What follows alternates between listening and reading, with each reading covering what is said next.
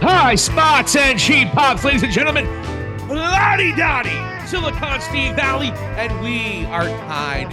Lottie Dottie, we are at a total of 19-3 each. Lottie Dottie, we are tied because I went with my heart and not with my mind. As Drew McIntyre does win and beats Randy Orton to win, and he'll be facing Seth Rollins at WrestleMania. So as we both fight for this purple nurple, this championship, the high spots and cheap pops pick'em, how was that moment for you? Because it seemed very, very good for you via text. You son of a bitch. It was a good change of momentum. And I got to tell you, I knew you were in trouble as soon as Randy Orton got into that match. And he did the DDT that he does with the opponent's feet on the ropes. And he did it on the outside.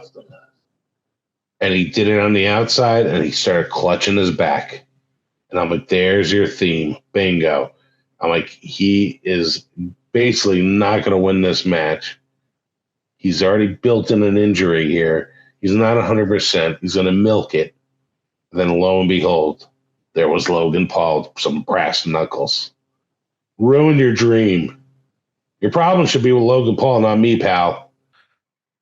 But anyways, Vladi, we're here for one reason and one reason only. We're here to talk about All Elite Wrestling. We're here to talk about the 5th AEW Revolution. So here we go. All right, so this is winner take all. Holy cow. And we know our picks. And holy shit. I think I lost, and I'm so pissed. So Vladi Dottie, AEW Revolution, we're off. Here we are. You know what? We're going to start with something that just arrived on this event, something referred to as the All-Star Scramble match, which is replacing something called a Meat Madness match of some sort. I think there might be a word missing there, which included Wardlow. Called Bukkake, I think it was. Yeah. I don't know if it was called that. That's what I call it at the green door. See, then what you have here is you have Wardlow against Hobbs against Lance Archer. All three pretty big dudes. It makes some sense. Meat Madness, right? So much meat. There's a lot of meat there. So what happens is Tony Khan goes out and says that due to injury, the Meat Madness match is not happening. This is a true story, folks. You look it up. Wait. Was Powerhouse Hobbs injured? No, he's actually healthy. He's going to be in the All-Star Scramble. I really hope is Lance Armstrong okay? Love him. He's a brother in Christ. Is he doing okay? Lance Archer will be there. Lance Armstrong will probably be doing something involving Wardlow got hurt again. Jesus Christ. You would think maybe it was Wardlow. Wardlow can't catch a break, huh? He's healthy as a horse. So who got hurt? They were all three healthy. Well, evidently, what Tony Khan had in mind was to add Keith Lee and Miro to this match, but due to their injuries, even though he didn't mention them in the booking of this match previously on national television, Keith Lee and Miro are hurt. So the match can't happen. So now they're involved in something called an All-Star Scramble, if we're following this. So would you like to ask me about those two gentlemen and their health? Yeah, but like Jericho totally booked himself into this match, and then now we got 100%. So here we go. All-Star Scramble starring Chris Jericho versus Powerhouse Hobbs versus Wardlow. Can you believe it? Lance Archer is even in this match versus Brian Cage and also versus Hook. Well, so the TBAs have been announced, by the way, and I don't want to go crazy. They've been announced, And the TBAs, and you'd think maybe it's Miro, maybe it's Keith Lee. No, they're out with injury. No, they've been so active. Miro has said he's good to go. This is part of the crux of the situation. No, sir. That might be what he said on his Twitter. Twitter's not real life. Oh. Anyway, they decided instead of Miro, because if he's healthy, they would put him on the show. You would think, other than the two people. So instead of Miro, Keith Lee, hell shit. Instead of Jay fucking White. Who's that? Sounds like he has promise. Or instead of about 10 other guys that probably should be in the match, there's a luchador from MLC 25K. I never watched CMLL. I don't want to make fun of him. I don't know enough about him. Good for CMLL. Definitely benefiting their promotion a hell of a lot more than it's helping AEW. God bless Magnus. But so you have a guy named Magnus, who I don't know who any of these people are. Don't know any of them. Don't know a one. Don't watch CMLL. I'm not going to start. So how in the blue hell? So your big two TBAs, which I'm thinking they should be big deals. It should be something important. Some guy named Magnus from CMLL, who your guess is as good as mine. I'm sure he's great. I'm sure he's awesome. I'm sure he does flips and has a certain kind of mask and does other flips and then does this one little weird thing with his body. I'm sure he's great. They all do that. He sounds like an imposter, though. Magnus? Whatever the case may be, I'm sure he's really talented. And then the big other one? Dante Martin. Whatever. Is that his name? Fuck him. Dante Martin gets on pay-per-view just so they have more than one guy to jump off and do something crazy with their body. Great. I can't wait for that bullshit match. Wardlow wins it. I don't give a fuck about. I'm not going to watch that match. That match might get me not watch the pay-per-view. That match is so nothing going on in that match. No storylines, nothing. A bunch of guys. And is it a ladder match? Is it a Texas tornado? What is it? It's a scramble. What the hell does that even mean? This match blows dog. And I'm annoyed by it. And it makes me not want to buy the pay-per-view. Enough for nothing. What is the point of this match? They should call it the Tony Khan manipulation match. Who could manipulate him the most? But yeah, we know who's going to win. It's Wardlow. They've been foreshadowing this. And you know what? I'm not excited about this match either because I would have rather seen Archer versus Hobbs versus Wardlow. This should be on 0 hour or that, whatever they call it, the buy-in. It needs to be on the pre-show. This match is a fucking jerk-off match. Jericho won't do that, though. And that's my opinion. And again, this is agree with you 100%. Original Jericho-holic here who sort of believes that sometimes it's better to burn out than fade away. So, yeah, I picked Wardlow, too. So we're even Steven there, buddy. This match is the AEW Continental Crown Championship. Eddie Kingston versus Bryan Danielson. I went with Eddie Kingston. Yeah, I know. Well, here's the deal. I think Bryan Danielson has had a very distinguished career in AEW in terms of his match quality. He's never won a title. I think Kingston's had it for a while. This whatever the hell this conglomerate is. Danielson wrestles in New Japan as well, so he would be able to be the strong champion as well. And they're partnering with New Japan continuously. So I think it's one way where Bryan Danielson gets his flowers in terms of AEW, and he gets the Ring of Honor Championship, he gets the Continental Classic Championship, and he'll be the NJPW Strong Championship, so he can finally hold some gold while he's still a full-time champion. So I 100% went Bryan Danielson to a point where Eddie Kingston has been on such a high roll and such on a roll for so long. It's time for him to get knocked down a peg. I think eventually he does beat Danielson again, but he just beat Danielson in the Continental Classic. I don't think he does it again. I think Bryan Danielson wins, finally gets some gold in not only AEW, but also New Japan, become the New Japan Strong Champion as well. So that's why I'm picking Bryan Danielson. I think he will lose those titles, one to Eddie Kingston, maybe some part of New Japan Pro Wrestling as well. That's how I think they separate those situations. I don't think there's ever a spot where Kingston would defend one or another. I think Kingston would defend 3. You have to separate those titles some capacity at some point.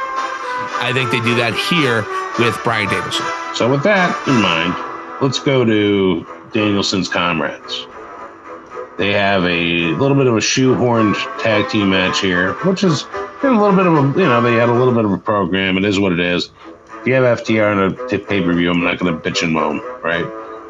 Yeah. So you got the Blackpool Combat Club, where you have Jon Moxley and Claudio Castagnoli versus our favorite tag team, FTR. And who are you going with? I'm going with FTR. I think you had Dax lost to Moxley. It's typically been the way where Dax will lose the singles match and then he'll come back and then they'll win the tag match. They had a draw tag match, but I think FTR wins, and I think Blackpool might jump them after the fact, even after they win the match. But I think unless FTR is in a doghouse that I'm not sure of course you have the Cash Wheelers legal situation happening. I believe that you see FTR reclaiming their spot as a top tag team because, look, the fact that they didn't start this year off as a top tag team, and there were weeks that had gone by and they weren't even the top 5 tag teams, along with the Young Bucks, along with Acclaimed, was a goddamn stupid joke, and it was terrible. So I'm hoping this puts FTR back on the map, a good prominent win for them, because, look, Moxley and Castagnoli is not going anywhere as a tag team. We know that. So there's that. So that's how I feel about FTR. I got you. And honestly, this is where we disagree. And this could have been a coin flip. I am going Blackpool Combat Club in this match. I just think it benefits them a little bit more than FTR. And I'll discuss a little bit later with some of the other matches that we're going to pick here. But this one was the one I was going back and forth on. And for the most part, even more so than Kingston and Danielson. It was both these matches, honestly, that I was like, sort of trying to find my path with each. But I have a feeling that Moxley and Castagnoli have a good moment and actually pin the best tag team in the world during this match, which really doesn't mean much at the end of the day. So that's the way I went with it. So Blackpool for me. Wow. Yeah. Okay. That makes me feel great. I might lose Kingston Danielson. I don't think I'm losing FTR. I think, look, I'm not in a better position than I could ever be to root for FTR and Bryan Danielson to win matches. You can't root for a better group of people. So I'll give it up for myself. You have to root for Jon Moxley and Eddie Kingston, you son of a bitch. Break you. I'm thinking about how Tony Khan books, not how I appreciate them. Oh, I know, but it just sucks. You have to. It pains me to pick them. Oh my God, Plumber Moxley, Eddie Kingston looks like a short order cook at the local Denny's. All right, so we got the AEW International Championship. Orange Cassidy against who's the champion? Against Roderick Strong. Roderick Strong, they've been building up to it. Orange Cassidy defending his title left and right. They look like they're trying to make the Undisputed Kingdom happen, whatever the hell they're called. Undisputed 3.0 at this point. The Undisputed 3.0, as I like to call them. Roddy Strong gets that group a little bit more clout. Don't care about this match, actually. I was more excited for this pay-per-view until I started paying attention to it. Between the Denny's breakfast smash and this match, it's just it is very I have no joy in this match at all, really. I've been pretty honest about Orange Cassidy, but I get it. Makes tons of money. He's popular, and you know what? I'm okay with it. That's where I'm at with this relationship. But Roderick Strong, and I was an Undisputed Era guy back in NXT. I just don't buy it here. I don't think it's going well. I haven't really appreciated his comedic talents, if you will, and everything that's sort of been attached to him and the devil storyline, if you will. So, but you're totally right. They're going to go and pad the stats here, add some more gold to the click, and Undisputed Kingdom will add to the belts that Taven and Mike Bennett have currently. Was it the ROH Tag Team Championships? Yes. Whatever. So there you go. So that's what I'm dealing with there. I'm going to go with Roderick Strong. Next up, AEW TNT Championship.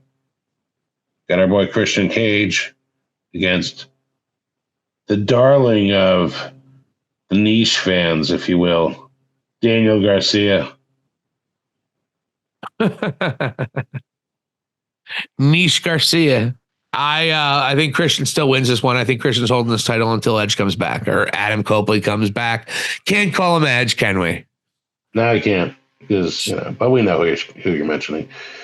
I'm going with Christian as well, man.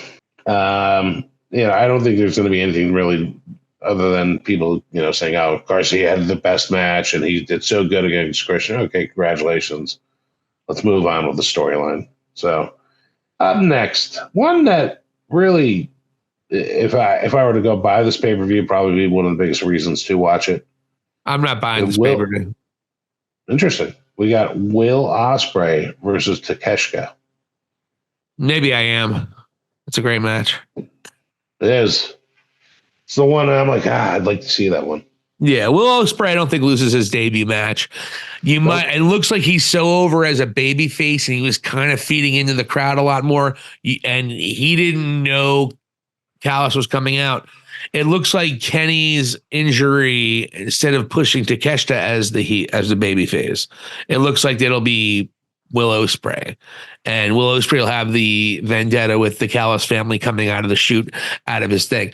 With that said, I still think Ospreay wins this match. Yeah, Ospreay wins. Hell of a match. Might be the match of the night. Callis is right about that. And then after the match, I think the Down Callis family roughs up Ospreay.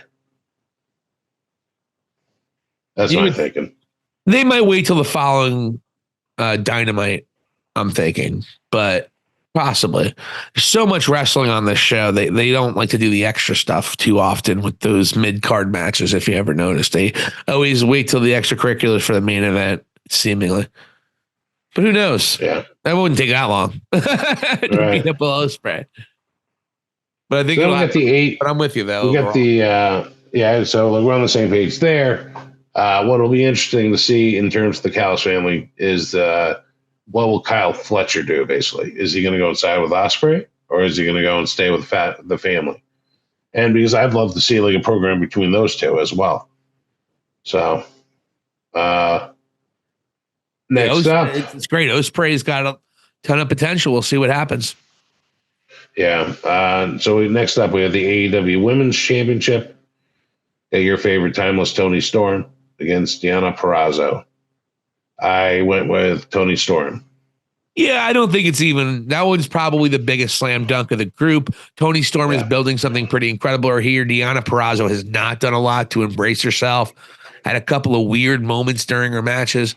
Overall, Toni Storm is going to be there for the foreseeable future. That's your women's world champion in AEW. Yeah. Yeah, and you know what? I wouldn't be surprised if that's the first target that Mercedes Moné goes after. What Tony loves to do, put him right up with the champions right away. So one of them gets beat early. Great. Yeah. And let's carry on to the AEW World Championship match, because evidently this is not the main event, and I agree with that personally. We got Samoa Joe, Swerve Strickland versus Hangman Page. Well, a lot of thoughts here. Swerve Strickland's on an uphill trajectory that is possibly unprecedented in AEW. Because, I don't think he was necessarily ever supposed to be a guy who was supposed to make it this quickly. The other side, you have Hangman Adam Page. I think there's no question that Hangman Adam Page is not a top star anymore.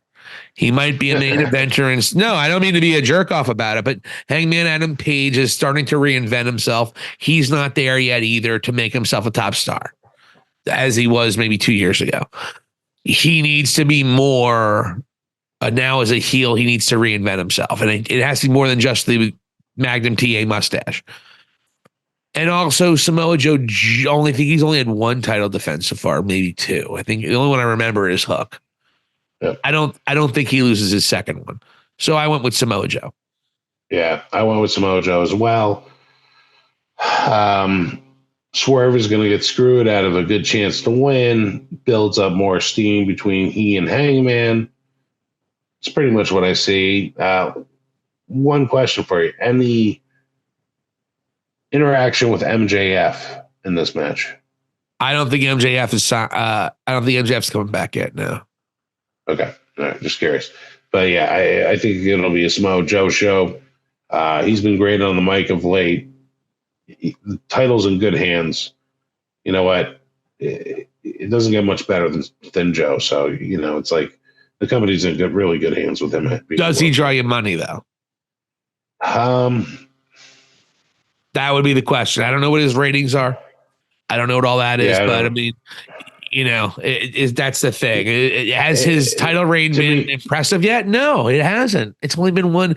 He comes out and cuts a promo, and it's fine. And I love Joe, but I don't think this is. I mean, this for be a title reign, he needs more.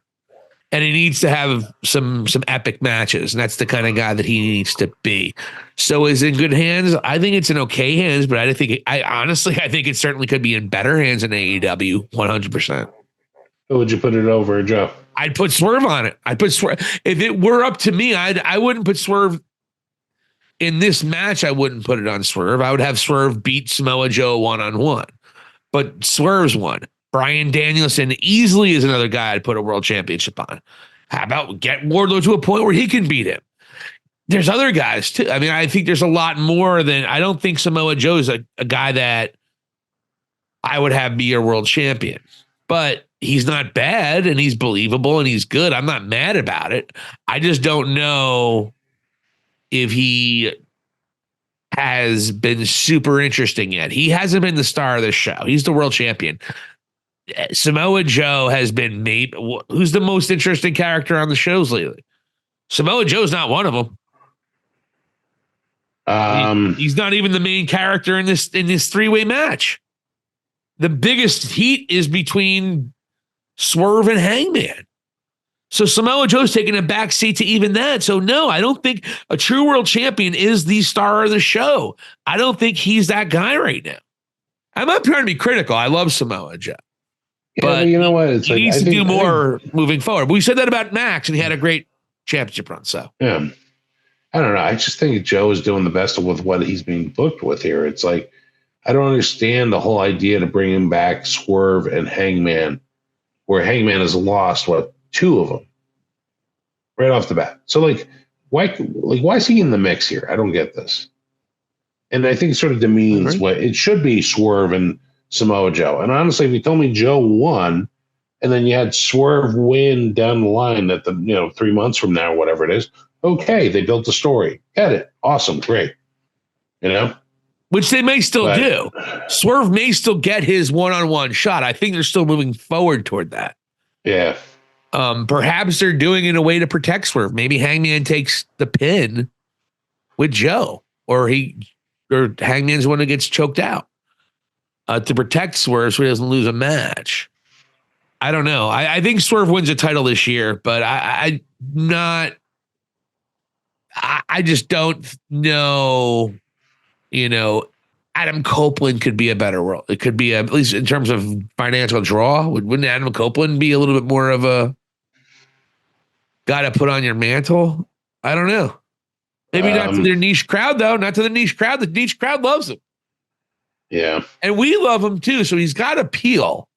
It's just, I think he needs to do a bit more. He hasn't evolved his character, and he's only had one match. Yeah, but to me, there's a presence when he comes out there, any crowd that they're in front of. And then it's like, until you understand and realize where, the next level you want to go and obtain, it's like he is a guy that can just hold it and carry it. It's believable. And honestly, you put him on the mic with anybody, especially right now in the AEW, he can hold his own. So that's half the battle right there, too. They just got to put him in a better position to where he's more interesting. I don't think he's been that interesting since he won. That's basically what I could say. Right. Not his fault. So, I love him. I think we agree on that for sure. So here we are at the final match, the main event. It's a historic match, all things considered.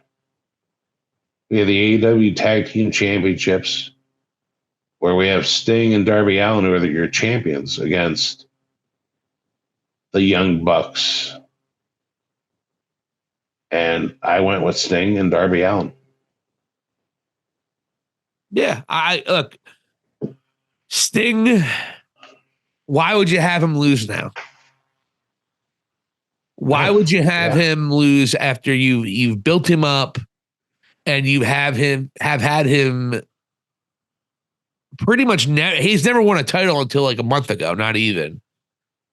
You build him up to that level. I believe he's undefeated in AEW. Yeah. Why not have him have a complete undefeated title reign? Or an undefeated career in AEW. Have him have an undefeated career in AEW. Only guy to ever do it. He's retiring in a way that is special. You don't see it like that. They could have done a Kurt Angle where they're jobbing him out to some jackoff who's gonna be on developmental television in 5 years, whatever the case may be. They could have done worse. And so for Sting to call his shot. My question was, Vladi, is Sting the kind of guy who says, no, I want to lose? I don't think he would lose to the Young Bucks, though. I don't think that would be like, how are you going to beat him? How are you beating them anyway? And can you see one of the Young Bucks pinning Sting ever? No. The big shout out to John, but there's no way I'm dropping $50 on these matches. There's no way. No way. Yeah. No, I don't like Sting that much. Wow. I love Sting, but I don't know. I love him enough to be $50. I mean, it'll be on Twitter anyway, won't it? Yeah, sure. By the next morning, you're gonna see everything you want to see, anyways. Yeah, $50 is a lot of money these days. It is. So I don't think I'm getting this pay-per-view, which is weird. First Revolution, I'm not seeing. But I'll probably see it in some capacity. But Vladi, that's all we got for AEW this week. That's right. Hell of a show. Great talking to you about professional wrestling in general. We Absolutely. have Danielson. You got Kingston. I got FTR, and you got the Blackpool Combat Club. You literally have only one wrestler that you're going to be rooting for in those instances that you like, which is Claudio Castagnoli. Where I have three of your favorites going, so I'm excited. I'm hoping to Christ Danielson wins, and I'm hoping to Christ that FTR wins, and I'm feeling confident. I think all I need is a draw, buddy. All I need is one, and this baby is staying with me until WrestleMania, and then WrestleMania up for grabs again. I can't wait. The most fightingest champion in Purple Nurple history. We showed everybody how it's done once again. Vladi Dodge. Absolutely. For Vladi Guy, this is Silicon Steve Alec. You've been listening to High Spots and Cheap Pops. Hope you enjoyed the hell out of it. Check us out anywhere you get your podcast. Hit the subscribe button if you are on YouTube. And check us out everywhere you can. Thank you so much. This is High Spots and Cheap Pops, our fan page, and of course on Facebook as well. Check me out at High Popper on the Twitter, whatever they call it. And I have a TikTok too, but we don't do a lot of time on TikTok, Vladi. I just basically load videos and edit them on TikTok. There you go. Good enough. So thank you so much for Vladi Dottie. This is Silicon Steve Valley for High Spots and Cheap Pops here in At The Lesson.